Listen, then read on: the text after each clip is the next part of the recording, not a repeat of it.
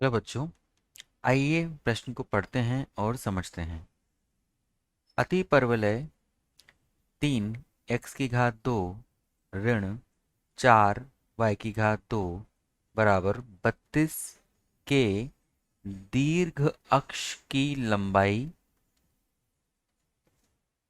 क्या है। तो आइए देखते हैं। हम प्रश्न की मुख्य अवधारणा को लिखते हैं पहले।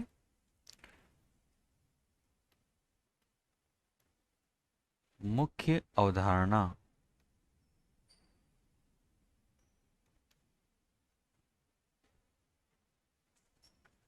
अति परवलय का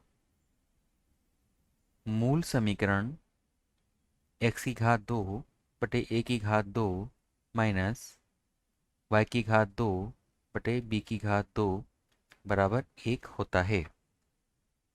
अब इनमें से a और b, अगर a b से बड़ा है तो a आपका दीर्घ अक्ष बनाएगा, दीर्घ अक्ष बनाएगा और तब दीर्घ अक्ष की लंबाई 2a होगी।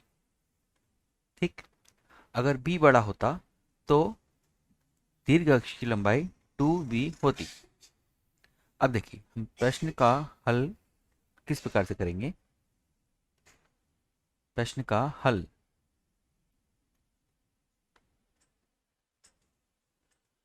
दिया गया अति परवलय का समीकरण दिया गया है।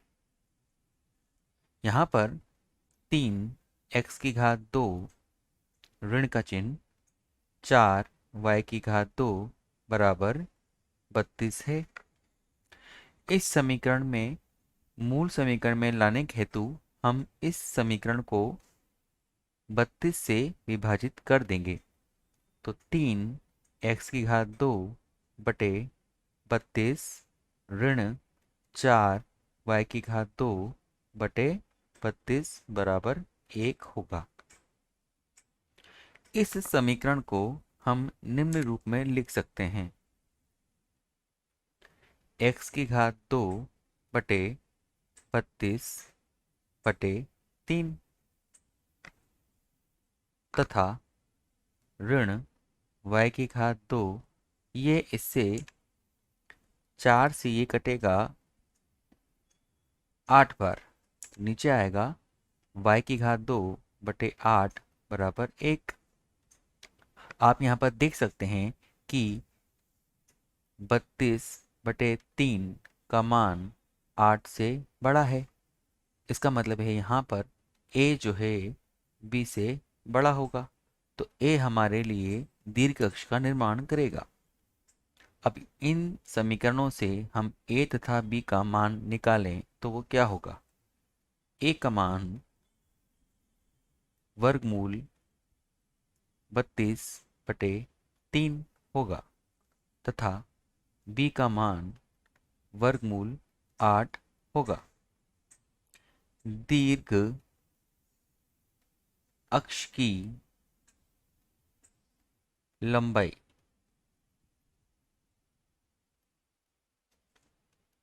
बराबर 2 एके होगी, अर्थात 2 वर्गमूल 32/3। हम इसे लिख सकते हैं 2 वर्गमूल 16 × 2/3। और साथ ही जब हम 16 को वर्गमूल से बाहर निकालेंगे तो ये 4 बन के बाहर आएगा, तो बाहर हो जाएगा 8 वर्गमूल 2/वर्गमूल 3।